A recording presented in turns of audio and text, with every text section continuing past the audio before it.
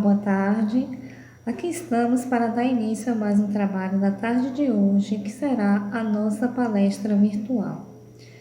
Vamos começar fazendo uma leitura do livro Gotas de Esperança. Os pensamentos unem as pessoas, mesmo a grandes distâncias. Se forem bons, influenciarão outros para o bem, onde quer que se encontrem. Se forem maus, sairão fazendo mal pelo mundo afora. Não desejo mal a ninguém. Expanda para todo o universo os seus pensamentos de amor. Eles vão gerar paz no coração de todos. Você é o principal beneficiado com os pensamentos de amor que emite. E assim agora, vamos à nossa oração inicial. Vamos elevar o nosso pensamento a Jesus, para que possamos formar uma corrente única de energias balsâmicas e que possamos ter uma tarde edificante, absorvendo o que vamos ouvir da nossa palestrante Laís Guimarães. Amado Mestre Jesus, aqui estamos, embora em lugares diferentes, reunidos num só pensamento em Teu nome, para aprender um pouco mais da Tua doutrina. Rogamos, Senhor, pelos Espíritos Mentores da Casa Canteiro da Fraternidade, para que possa dar crescente iluminação a todos nós. Senhor, pedimos pelos Espíritos que se encontram em todos os lugares, encarnados e desencarnados, em estados de necessidade, que sejam atendidos em suas dificuldades. Mestre, ilumine nossa irmã palestrante a quem cabe a exposição doutrinária dessa tarde. Pedimos ainda, Senhor, por todos os nossos irmãos que estão passando por todos os tipos de privações e provações. Quanto a nós, vamos nos tornar receptivos. Com a paz no coração, passando a palavra para a nossa irmã palestrante. Que assim seja. Boa tarde, meus queridos amigos, ouvintes, simpatizantes da doutrina espírita. Mais uma vez aqui trazemos mais um tema para as nossas reflexões. O tema que nos foi sugerido é da apostila do curso regular de Espiritismo de Carlos Bernardo Loureiro, sobre o Evangelho segundo o Espiritismo. Essas reflexões de hoje muito vai nos ajudar a fortalecer o nosso espírito nos desafios, nas lutas diárias da nossa existência, através desse livro maravilhoso. Essa é uma obra que precisa ser lida, refletida, sempre, e ela não vai nos servir de alimento para o nosso espírito. Esses ensinamentos vão nos ajudar a chegar até o Pai. Carlos Bernardo Loureiro, ele foi uma figura muito dedicada à pesquisa espírita. Na década de 70, ele passou a se dedicar ao jornalismo espírita, onde fundou periódicos como Impacto, Samaritano, Gazeta Espírita, Dimensões. Ele também foi articulista de diversos jornais espíritas, tanto no Brasil como no exterior. Então, meus irmãos, Jesus, ele veio e trouxe um manancial de ensinamentos, mas o homem, por falta de maturidade espiritual, ele não conseguiu assimilar os ensinamentos de Jesus. Mas aí, Jesus nos prometeu que mandaria outro Consolador para renovar os nossos corações, de tudo que ele já havia ensinado. Esse livro é um repositório de notáveis esclarecimentos, de autoria de vários elevados espíritos. O Evangelho segundo o Espiritismo foi o terceiro livro da codificação espírita. Ele foi publicado pela primeira vez em Paris, no dia 29 de abril de 1864, por iniciativa de Allan Kardec, com a explicação das máximas morais do Cristo. O primeiro livro, publicado por Kardec, foi o Livro dos Espíritos, no dia 18 de 4 de 1857. Esse livro ele vai nos dar respostas aos nossos questionamentos, né? De onde viemos, para onde vamos, nos revela sobre a vida espiritual. O segundo livro é o Livro dos Médiuns. Em 1861, esse livro trata da filosofia e da ciência espírita. É a ciência de como se processa o intercâmbio entre os dois planos, o material e o espiritual. O Evangelho, que é o terceiro livro, nos fala do amor do Pai. Ele vai tratar da parte moral. Em agosto de 1863, depois de 6 anos do lançamento do Livro dos Espíritos, Kardec recebe uma comunicação dos seus mentores sobre a elaboração desse livro, que trataria mais amplamente dos temas religiosos. É o tripé da doutrina espírita: filosofia, ciência e moral. Então, muita gente pergunta por que Evangelho segundo o Espiritismo?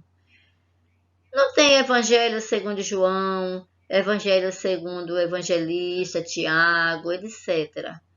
Então, esse livro ele é dividido em explicação, prefácio, introdução, 27 capítulos seguindo uma ordem lógica e um capítulo 28 que é uma coletânea de preces. A introdução constitui sobre a natureza e a finalidade do Espiritismo. Kardec ele agrupou estes ensinos por assuntos e após cada preceito são colocadas as instruções dos Espíritos que nos ajudam a esclarecer as mensagens à luz da doutrina espírita. Um exemplo, o capítulo 1. Ele vai ter o nome, o assunto, os comentários de Kardec acerca daquele assunto e as instruções dos Espíritos sobre a direção do Espírito de verdade, que veio nos contar fatos, nos chamar a atenção para determinado fato sobre aquele ensino moral. Estas instruções foram colhidas em comunicações diversas com médiuns diferentes, em locais diferentes. Foram vários centros espíritas na época sob a responsabilidade de pessoas idôneas, para que, não sendo uma única fonte, não deixasse dúvidas quanto às verdades desses ensinamentos. Os espíritos, eles não se prenderam a um único médium, nem por país, né? Foram espalhados por vários locais, culturas diferentes. Se fosse só um médico, poderia ser que ali ele colocasse também a sua intenção. Então, de onde ele sabia que tinha médios, ele mandava cartas com as perguntas. Hoje seria bem mais fácil, né? É só mandar um e-mail, uma mensagem de WhatsApp e tudo seria bem mais rápido. E assim ele ia agrupando todo esse trabalho, vendo se as respostas coincidiam. Vejam só, médios diferentes, países diferentes, mas as respostas, né, iguais ou parecidas, para comprovar a autoridade desta obra. Perguntam se o Evangelho do Espiritismo é o Evangelho dos Espíritas, né? A gente responde que não, ele não tem nenhum ensinamento de magia, como pensam algumas pessoas, que falam mal daquilo que não conhecem. Ele contém os ensinamentos do Evangelho de Jesus, que está em Mateus, Marcos, Lucas, João. Então, com uma análise minuciosa dos espíritos superiores e de Kardec.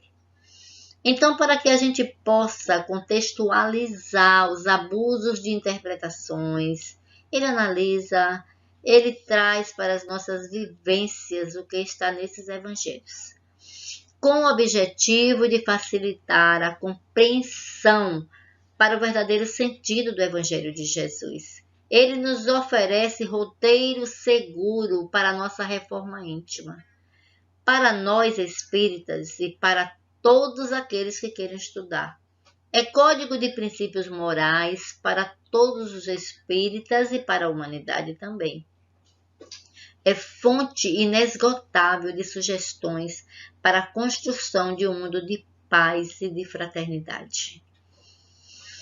Kardec ainda relata na introdução que a doutrina ainda não trouxe tudo para a humanidade. Ele diz que os espíritos superiores não abordam as grandes questões da doutrina, senão gradualmente. Então, à medida que a inteligência estiver apta para a compreensão das verdades de uma ordem mais elevada e que as circunstâncias são propícias para a emissão de uma ideia nova, aí ele diz, não cedendo jamais à impaciência das pessoas apressadas, que querem colher os frutos antes de amadurecer. Então, logo entendemos que nem tudo foi dito pela doutrina espírita, porque eles vão trazendo as informações conforme a nossa capacidade de compreensão, de entendimento. Nós ainda somos muito impacientes, mas com a espiritualidade superior não funciona assim. Eles trazem verdades, desde que ainda não conseguimos assimilar, não. Eles vão esperar o momento certo, eles vão aguardar para que estejamos aptos para receber aquelas verdades. Então, tudo vem no seu tempo, né? Jesus sabe de todas as coisas. Esse livro foi escrito para que ele possa dissipar as trevas da nossa ignorância.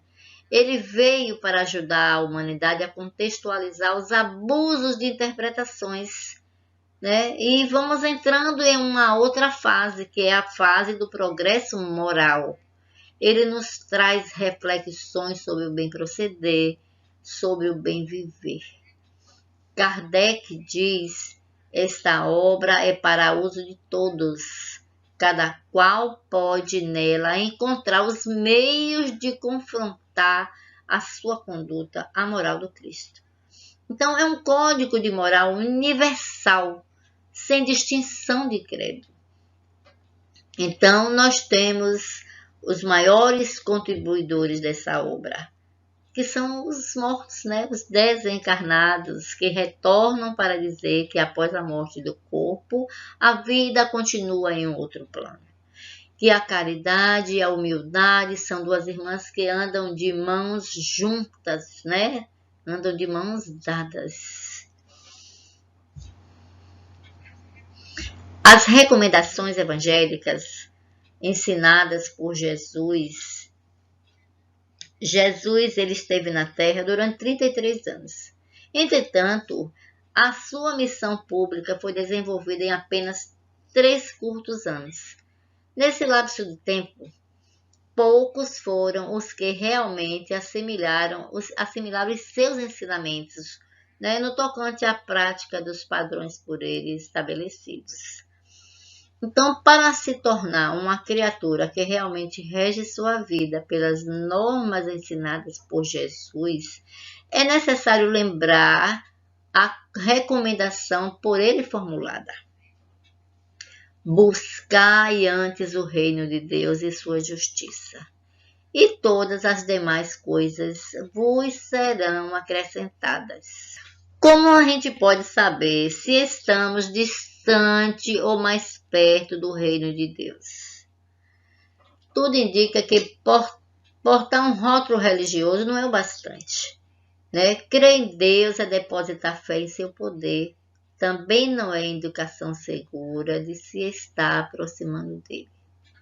A parábola do bom samaritano, essa parábola, no nosso modo de ver, é a melhor ilustração para se avaliar a distância que determina a criatura se ela está ou não mais próxima do seu Criador. Nela, nós vislumbramos um quadro dos mais relevantes e elucidativos. Né? Um sacerdote, ele passou por um moribundo que estava à margem do caminho, compadeceu-se, mas nada fez em seu benefício. O levita, que também era um religioso na época, ele agiu do mesmo modo. O samaritano, que era considerado um herege, né, era tido na conta de criatura desprezível, foi quem desceu do seu cavalo, socorreu o ferido, levou a um alojamento, deu alimento e prontificou-se a indenizar o hospedeiro por todos os gastos que viesse a ter com ele. Então, diante de um exemplo vivo dessa natureza, qualquer pessoa poderá facilmente ver que o samaritano, mais do que os outros dois, se aproximava de Deus. Então, aquele que não pratica a caridade para com seu próximo, obviamente ainda está distante do reino de Deus. O melhor meio de se saber, né, é perguntar-se o que não é bom para o meu próximo, não é bom para mim. O conteúdo desse livro, ele tem 28 capítulos. Não vim destruir a lei, meu reino não é deste mundo, há muitas moradas na casa do meu Pai. Ninguém poderá ver o reino de Deus se não nascer de novo. Bem-aventurados os aflitos, o Cristo Consolador, bem-aventurados os pobres de espírito, bem-aventurados que têm puro coração, bem-aventurados que são brandos e pacíficos, bem-aventurados os que são misericordiosos, amar o próximo como a si mesmo, amai os vossos inimigos, que não sabe a vossa mão esquerda o que dar a vossa mão direita, honrai vosso pai e vossa mãe, fora da caridade não há salvação, não se pode servir a Deus e a mamon, sede perfeitos, muitos os chamados, poucos os escolhidos, a fé que transporta montanhas, os trabalhadores da última hora, haverá falsos cristos e falsos profetas, não separeis o que Deus juntou, estranha moral, não ponhais a candeia debaixo do alqueire, buscai e acharei, dai gratuitamente o que gratuitamente recebeste, pedi e obtereis, e o capítulo 28, que é uma coletânea de preces espíritas.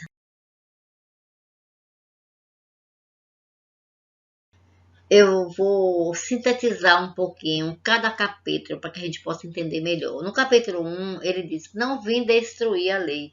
Que lei é essa que ele não veio destruir? São as leis que estão no decálogo dos 10 mandamentos. Porque estas leis, elas são imutáveis, né? Foi o primeiro código de conduta enviado pelo Pai. E Kardec coloca nesse primeiro capítulo que o Espiritismo não veio destruir a lei e nem a moral cristã, mas veio resgatar aquilo que há 2000 anos havia sido deturpada. No capítulo 2, meu reino não é deste mundo. Já que eu não vim destruir a lei, eu sou rei, mas não rei das coisas da terra. Esse reino é onde eu recebo aqueles que cumpriram a lei. É inegável que muitos tentam decifrar ao certo o que Jesus quer dizer com isso. No Evangelho segundo o Espiritismo, Allan Kardec ele traz uma excelente explicação a respeito do assunto, a fim de refletirmos sobre a vida futura. Assim, o Mestre, dizendo que o seu reino não era deste mundo, na verdade, referia-se à vida futura, que apresenta como meta para a humanidade, tendo por base a lei maior, que é a lei do amor. A conquista do reino de Deus ou do reino dos céus deve ser objeto de todos os homens, mas esse reino ainda não está completamente dentro de nós e tampouco se restabeleceu nesse mundo. Então, como agimos no nosso dia a dia? Qual o propósito, né, de darmos preferência para atitudes que nos elevam à moral? É óbvio que no futuro, quando o reino de Deus estiver implantado definitivamente nos corações humanos, através da consumação da reforma íntima das criaturas, o reino de Deus também será deste mundo, que no momento é apenas uma instância de expiação e de dor. No capítulo 3, há muitas moradas na casa do meu pai. Então, já que a lei foi cumprida, você pode morar onde você quiser, porque o universo é a casa do Pai. Então, essas nossas moradas também chamam-se estado de alma, não é? É um estado de alma que a gente constrói para nós mesmos, porque o céu e o inferno, ele está dentro de cada um de nós. Nós criamos e vivenciamos um céu ou inferno, não é verdade?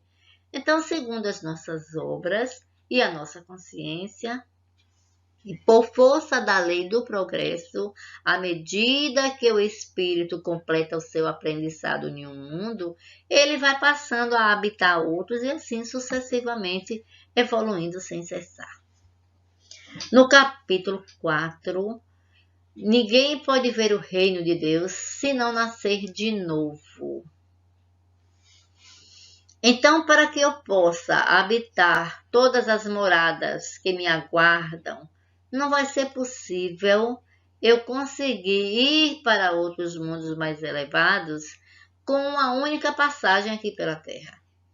Eu vou precisar nascer de novo quantas vezes sejam necessárias. Então,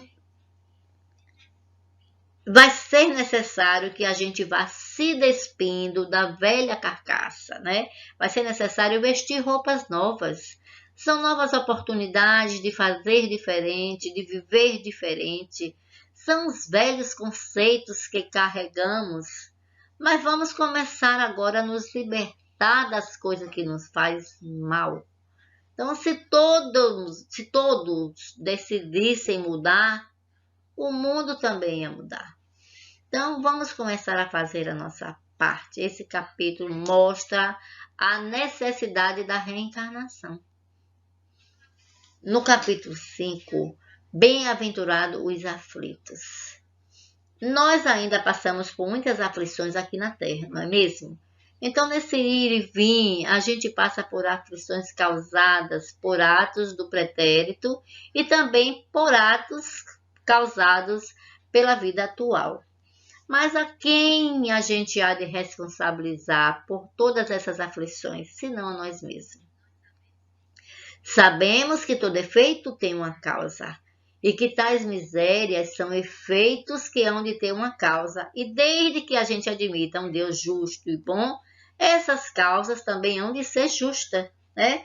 Rendamos graças a Deus que em sua bondade ele faculta ao homem a oportunidade de reparar os seus erros, e não nos condena irrevogavelmente pelas nossas faltas. Todos sofrem bem. E se a gente souber sofrer, seremos bem-aventurados. Mas se a gente não souber, se a gente deixar a revolta, a mágoa, o ódio tomar conta, aí vai ser necessário a gente ficar, né? Nascendo de novo, renascendo, quantas vezes sejam necessárias para que a gente possa compreender bem. E poucos compreendem que somente as provas bem suportadas podem nos conduzir ao reino de Deus. Jesus é o caminho. No capítulo 6, fala do Cristo Consolador. Ele nos mostra que apesar das dores, das aflições, nós vamos até Ele, porque Ele é o consolo.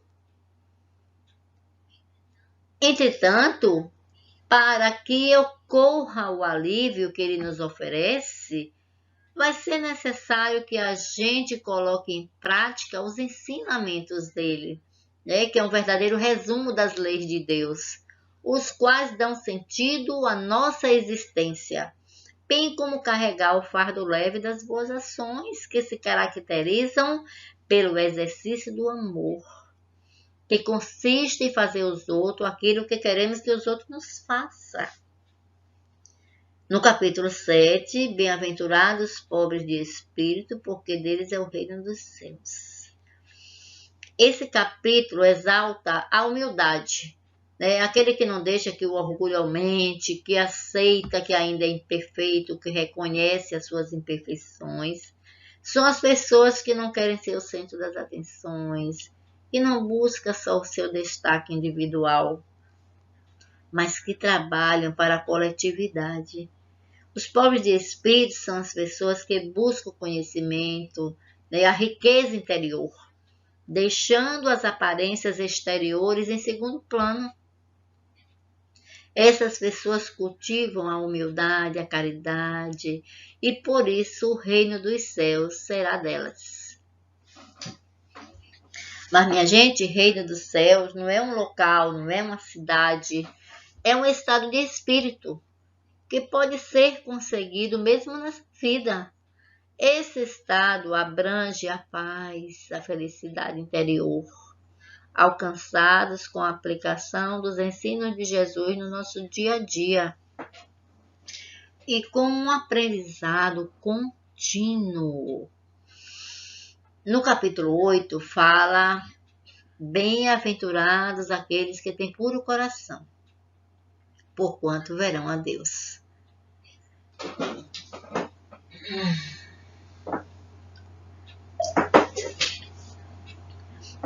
Ele vai olhar o mundo com mais pureza, ele já limpou o coração com os sentimentos contrários aos ensinamentos de Jesus. Afastou o egoísmo, o orgulho, vive semeando a simplicidade e a humildade. No capítulo 9, fala que são bem-aventurados aqueles que são brandos e pacíficos, que eles herdarão a terra. Resumindo, a terra está em mudança, né? Está passando de provas e expiações para o mundo de regeneração. Assim, para que sejamos merecedores de continuarmos a encarnar nesse orbe, né, modificado, ou seja, para que a gente possa herdar a terra em sua nova condição, temos que mudar as nossas atitudes. A terra, como um mundo de regeneração, ela vai receber aquelas almas que já possuem um pouco mais de firmeza no bem, que são mansos, que não têm pavio curto, que não se deixa mais abalar pelos sentimentos inferiores. Então, dessa forma, aquele que não estiver afinado com a nova ordem das coisas serão convidados a habitar os planetas, a fim de que desenvolva as virtudes que na Terra não tiveram condições de desenvolver. Os pacíficos e os brandos, eles estão sempre se alimentando de paz. O ser humano se alimenta de emoções, mas há emoções de naturezas diferentes, né? Variadas. Em novembro de 2015, Divaldo Franco lançou o primeiro movimento Você e a Paz.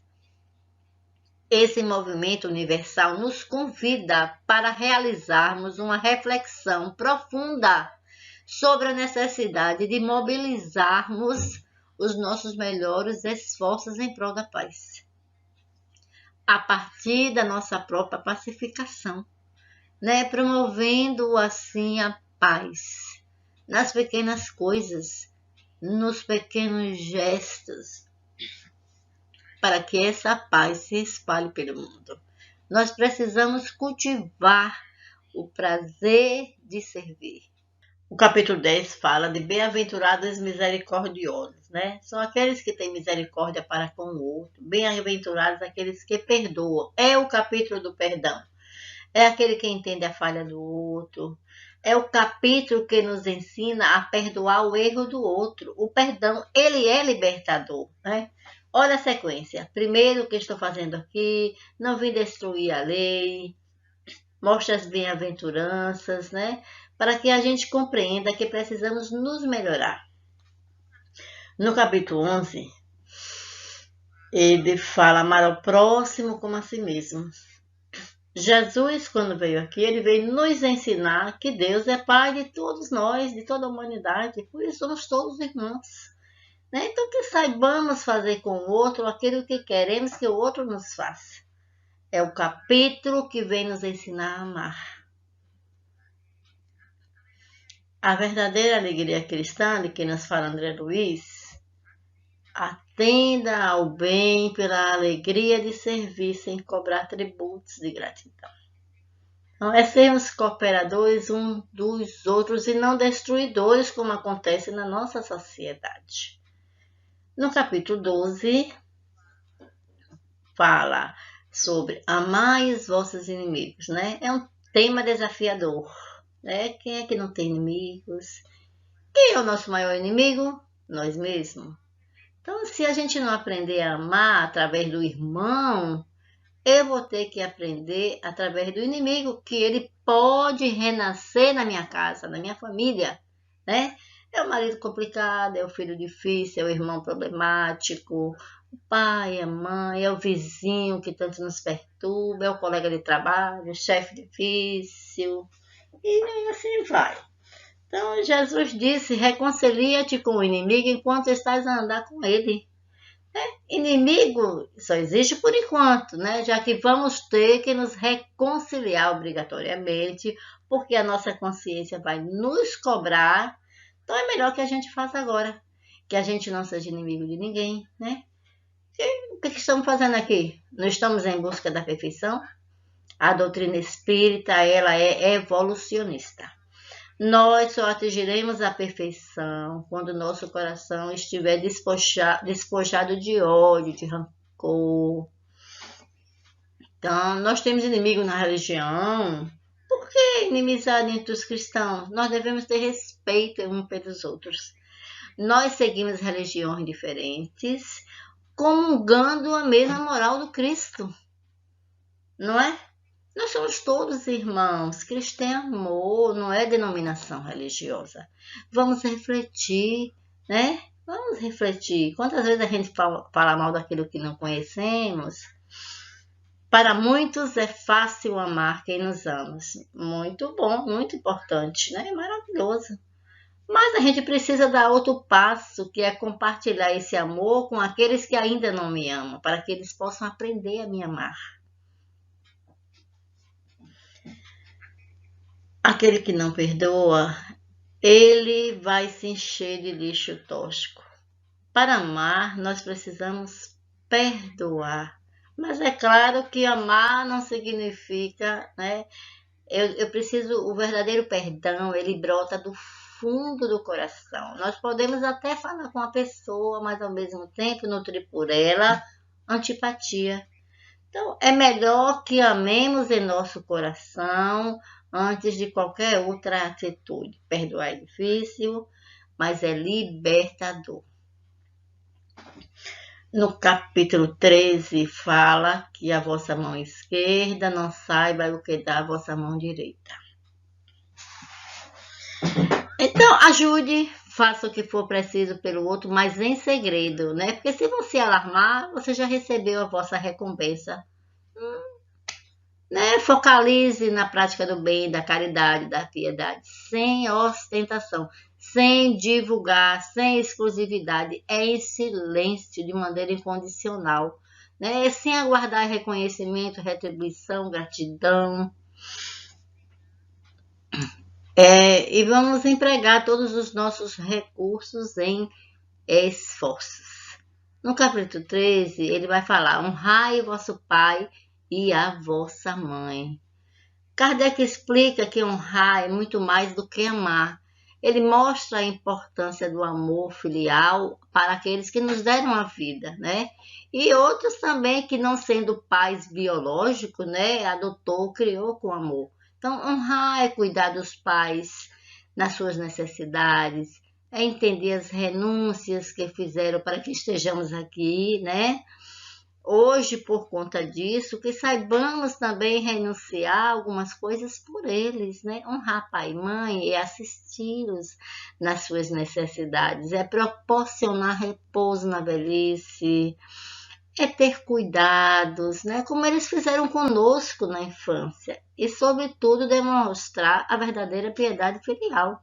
Sabemos que alguns pais descuidaram dos seus deveres perante os filhos, mas a Deus compete julgá-los e não aos filhos. Que sejamos indulgentes para com as imperfeições do outro, principalmente com os pais.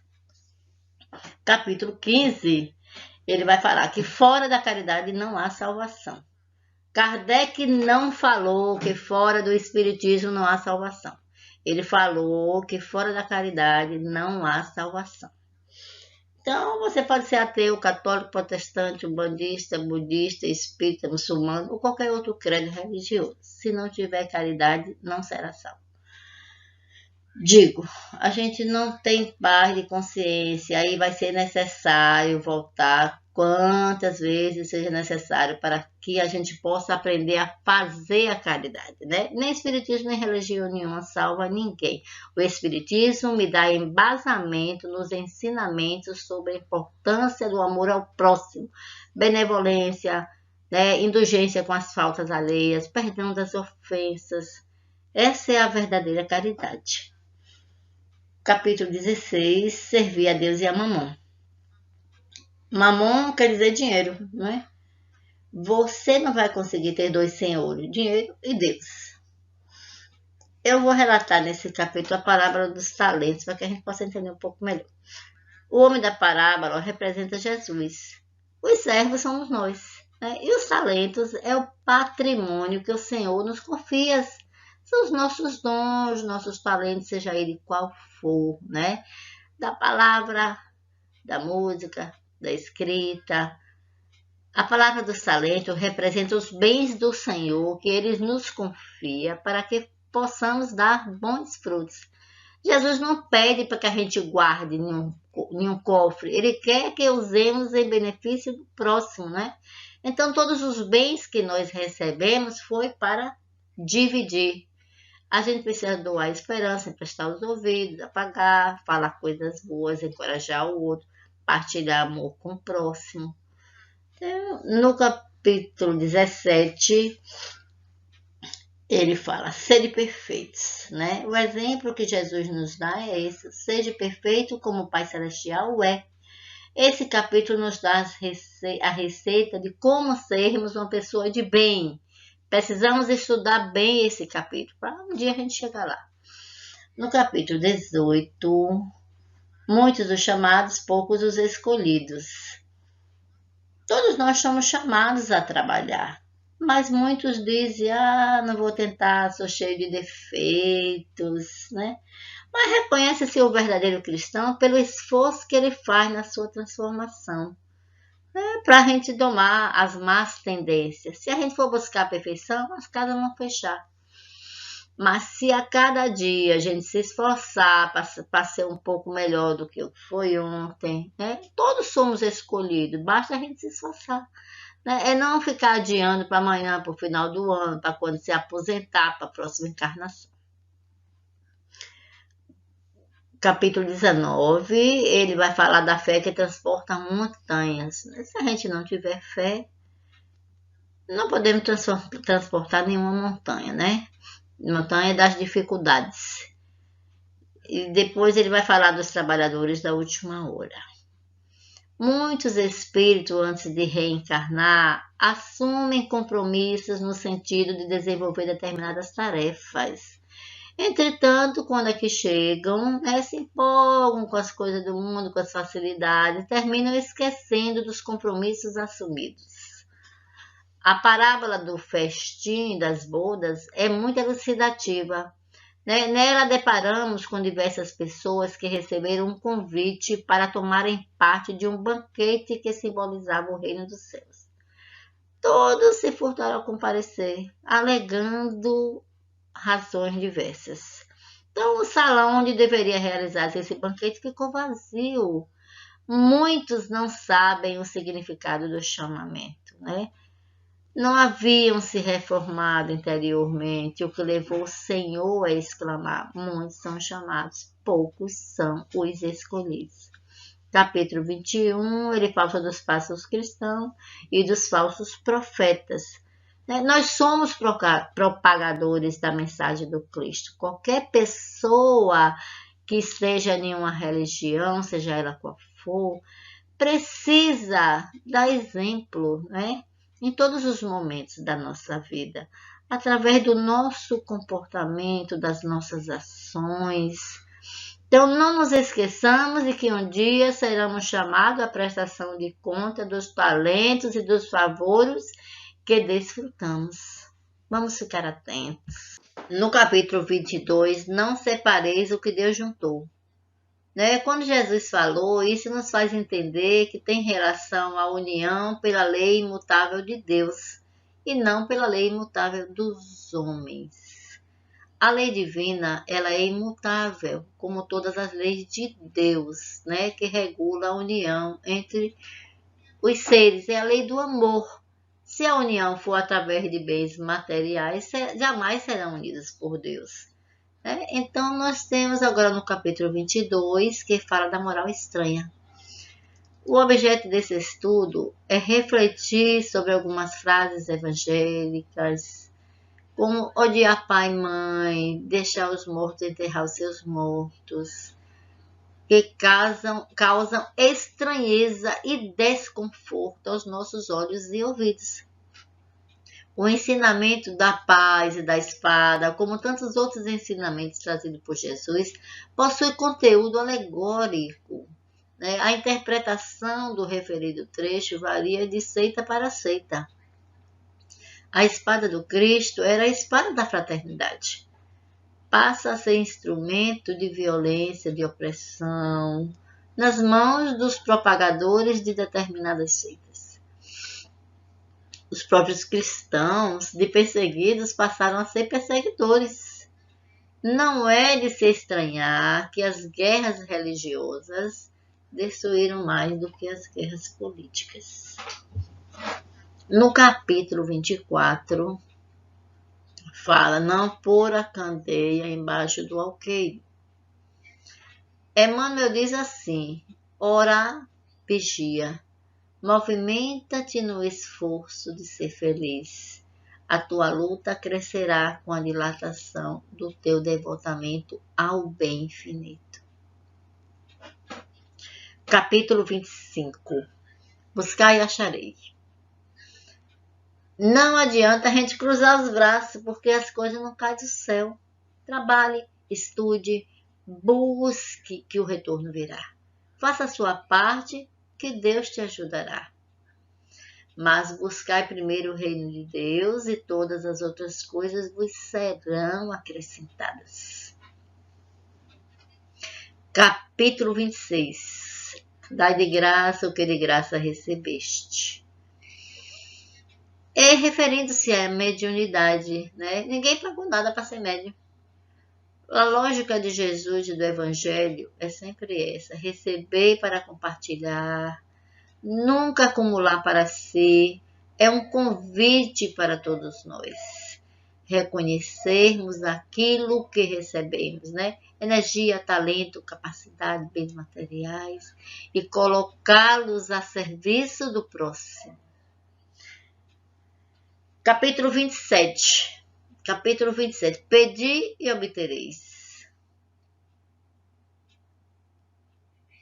Primeiro você se melhora, a gente observa os outros capítulos. Primeiro a gente se melhora, Aprende tudo o que precisa. Agora a gente vai estar apto a pedir. Pedir com fé. Capítulo 28. É uma coletânea de preces. Essa coletânea de prece, tem vários modelos de prece. Começa com a oração dominical do Pai Nosso. Ele pega cada parágrafo e vai explicando. É muito lindo. Depois tem vários exemplos de oração. Oração para o amigo, para o inimigo, para quem está em aflição. Agradecer pelos livramentos, para quem acaba de desencarnar, para quem vai nascer, pelo anjo da guarda, pelos inimigos que se encontram desencarnados, A oração, ela deve ser sentida. A gente pode fazer em qualquer lugar, qualquer hora, qualquer posição. Essa coletânea de prece nos mostra a diversidade, né, de preces que a gente pode fazer em diversas situações da nossa vida, né? Esse é o nosso livro de cabeceira, o nosso consolo, para que possamos abrir nas nossas necessidades, né? Que possamos indicá-lo também a quem está sofrendo. É muito importante que a gente conheça esse livro, para que nas nossas aflições ou na aflição do outro, a gente saiba onde está a fonte. É consolo, é esperança, é a certeza de que não estamos sozinhos, é diretriz para a nossa reforma íntima. Todos que já leram o Evangelho, é impossível conseguir ser o mesmo.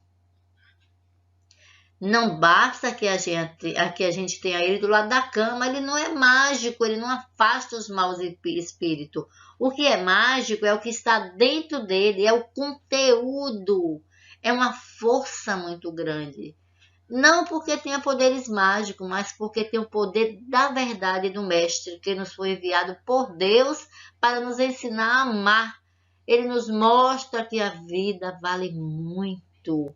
Mesmo que haja sofrimento, né? Que tudo tem uma explicação, nos dá esperança de um futuro melhor, que a morte não é o fim, que continuaremos a existir, né? Que não vamos nos separar dos que amamos, né? Quer um consolo maior, né? Da gente não se separar daqueles que amamos. Então, o Evangelho nos modifica o nosso olhar perante a vida, né? Então, esse é o Evangelho que apresentamos para vocês hoje, né? Espero que vocês tenham um outro olhar e que ele não fique só enfeitando as cabeceiras das camas, as estantes. Evangelho significa boa mensagem, boa nova. Ele nos faz lembrar dos ensinos dos mestres, né? Há mais de 20 séculos. E a humanidade hoje, mais do que nunca, precisa dos ensinamentos do Cristo.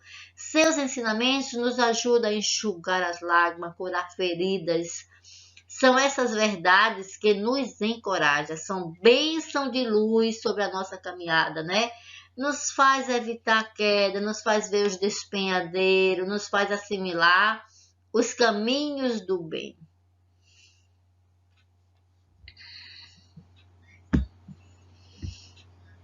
Vamos finalizar, né? Eu estava lendo esse trechinho de Coelho Neto, né? Muito lindo, maravilhoso. É dele que tiro água para a minha sede de verdade. É dele que tiro o pão para a minha fome de consolo. É dele que tiro a luz das trevas das minhas dúvidas. É dele que tiro o bálsamo para as dores das minhas agonias. É vaso em que, semeando a caridade, vejo sempre verdade e esperança, abrindo-se na flor celestial, que é a fé. Eis o livro que avaliza com que anda em peregrinação pelo mundo. Tenho nele tudo, lendo conforto-me. E quanto mais medito, mais me sinto aproximar de Deus. Lindo, maravilhoso, Coelho Neto. Então, meus irmãos, agora só nos resta agradecer. Depois da gente conhecer um pouco mais sobre o Evangelho segundo o Espiritismo, vamos vibrar pela paz na terra, pelos viciados de todas as formas, pelos trabalhadores do bem, pela harmonia dos lares desajustados, pelos espíritos sofredores, pela fraternidade entre as nações, pelo nosso planeta, pela saúde dos enfermos do corpo e da alma, pela unificação das religiões, pela paz. Uma semana de muita paz, de muita esperança, conforto, de muita fé. Jesus abençoe a cada um de nós. Fortaleça-nos, ó Pai, a cada dia.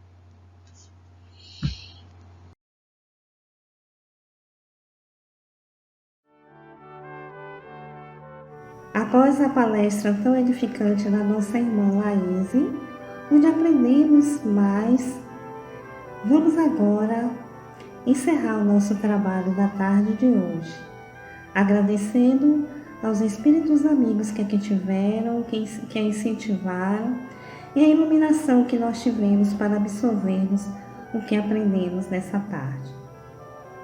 Amado Mestre Jesus, agradecemos a assistência que nos destes para que essa palestra se realizasse com paz e amor. Agradecemos ainda as boas energias que nos foram dadas, embora virtualmente, mas com muito amor, pelos nossos irmãos que estão sempre ao nosso lado. Os esclarecimentos que nos foram passados. E por isso, Senhor, em Teu nome, com a Tua permissão, encerramos mais uma doutrinária da tarde de hoje. Que assim seja, que tenhamos muita paz no nosso coração. Boa tarde.